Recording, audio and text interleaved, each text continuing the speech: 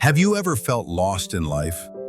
Not in a dramatic way, but in a quiet, confusing way, where you wake up every morning unsure of where you are going, why you are doing what you are doing, or whether any of it even matters. You move through your days completing tasks, meeting expectations, and surviving responsibilities. Yet deep inside you feel disconnected, as if your life is happening without you truly living it. If you have ever felt this kind of emptiness, this story is for you, and it may help you see your life differently. Once upon a time, in a large American city filled with noise, traffic, and endless movement, there lived a man named Ethan. Ethan was not poor, and he was not unsuccessful. He had a steady job, paid his bills on time, and appeared fine to everyone around him. But inside, he felt completely lost.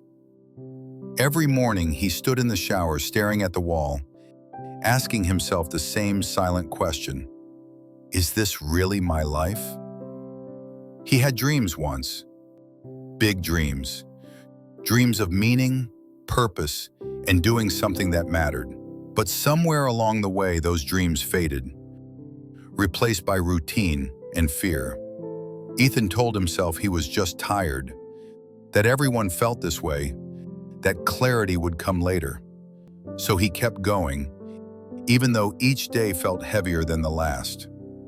One evening, after another long day that felt exactly like the one before it, Ethan missed his train home and decided to walk instead.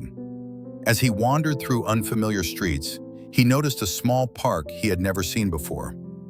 It was quiet, almost forgotten, surrounded by tall buildings. He sat on a bench, feeling strangely calm and deeply sad at the same time. An older man was sitting at the other end of the bench, feeding birds slowly and carefully. After a moment, the man spoke without looking at Ethan and said, "You look like someone who is searching but doesn't know what for." The words startled Ethan. He laughed softly and replied, "I guess I'm just tired."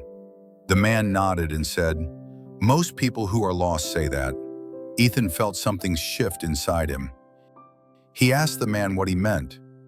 The man turned and said, "Being lost doesn't mean you don't have a job or a place to live. It means you are living a life that doesn't feel like your own." That sentence stayed in the air between them. Ethan realized no one had ever explained his feelings so clearly. Over the next few minutes, the man spoke calmly about life, not giving advice, but sharing observations. He said that many people follow paths they never chose, make decisions based on fear instead of truth, and then wonder why they feel empty. He explained that feeling lost is not a failure, but a signal. It is your mind and heart telling you that something is missing, that you are meant for more than just existing. That night, Ethan went home, unable to sleep. He replayed the conversation again and again. For the first time, he allowed himself to admit the truth. He was lost because he had stopped listening to himself.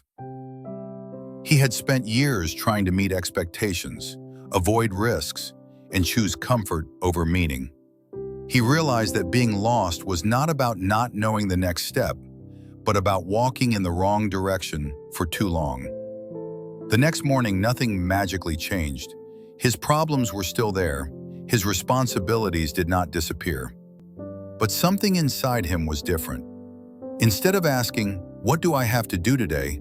he asked, "What do I want my life to stand for?" He started small. He spent time alone without distractions. He wrote down the things that once made him feel alive.